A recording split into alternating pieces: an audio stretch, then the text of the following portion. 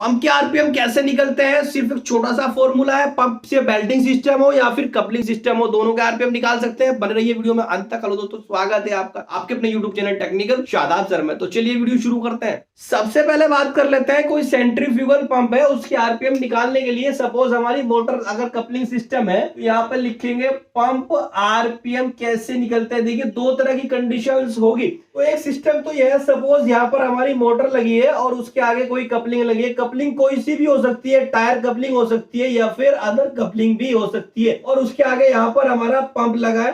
तो क्या होगा, जितने आरपीएम यहाँ पर मोटर के होंगे, सपोज दैट 1450 है, तो पंप के आरपीएम भी 1450 ही होंगे, क्योंकि डायरेक्ट कपलिंग के साथ में माउंट है। तो हमारे जितने मोटर्स के आरपीएम होंगे उतने हमारे पंप के आरपीएम हो जाएंगे। ये बात फिक्स हो जाती है। अब आते हैं दूसरी कंडीशंस। अगर हमारे कोई बेल्टिंग सिस्टम लगी है, बेल्टिंग सिस्टम में क्या होगा, कहीं पर पुली लगी होगी, यानी कि जो हमारी मोटर होगी उस पर एक पुली लगी होगी और जो पंप होगा उस पर भी कोई पुली होगी। सपोज ये पुली की कंडीशंस हमारी अलग अलग आ जाती है, यानी कि ये पुली कोई बड़ी हो गई और कोई सी छोटी हो गई।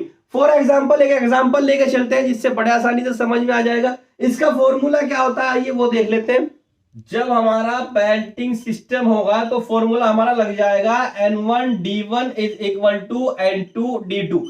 N2 N1 D1 D2 है क्या, मैंने डिटेल्स में लिख भी दिया है। N1 हमारे मोटर के आरपीएम हो जाते हैं, N2 हमारे पंप के आरपीएम हो जाते हैं। इसी तरह D1 हमारे मोटर का जो पुली का डायामीटर होगा उसकी मैं बात कर रहा हूँ। मोटर डायामीटर से मतलब है कि जो उसकी पुली लगी है, और इसी तरह इसमें भी जो उसकी पुली लगी है हमारे पंप की, उसका जो डायामीटर है उसकी मैं बात कर लेता हूँ। तो दोनों की कंडीशन है। कोई एग्जांपल ले लेते हैं। एग्जांपल लेने के लिए मैंने ले लिया, यानी कि मोटर के जो आरपीएम है हमारे N1 वो 1450 आरपीएम ले लिए। इसी तरह हमारे जो N2 निकालना है, कितने पंप के आरपीएम आते हैं, D1 की वैल्यू ले लेता हूं मैं, 10 इंच की मेरी पुली लगी है, और D2 यानी कि जो पंप वाली पुली लगी है वो मेरी 20 इंच की। फॉर्मूले में रखेंगे और बड़े आसानी से निकाल सकते हैं। N1 मेरा दिया है 1450 और D1 दिया है मेरा 10 इंच, और इसी तरह N2 निकालना है, और D2 हमारा जो दिया है वो हमारा 20 इंच दिया है, तो 20 यहां पर रख लेंगे। इस तरह से N2 की वैल्यू निकालने के लिए 1450 और ये गुणा 10 और ये डिवाइड में आ जाएगा यहाँ पर 20। इस तरह से ये निकल के आ जाता है हमारा 725 आरपीएम। इस तरह से इसके आरपीएम निकाल सकते हैं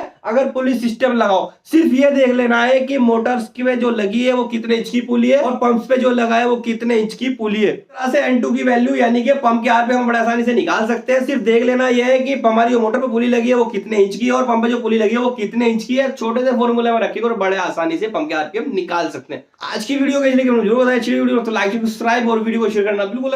नेक्स्ट वीडियो में तब तक के लिए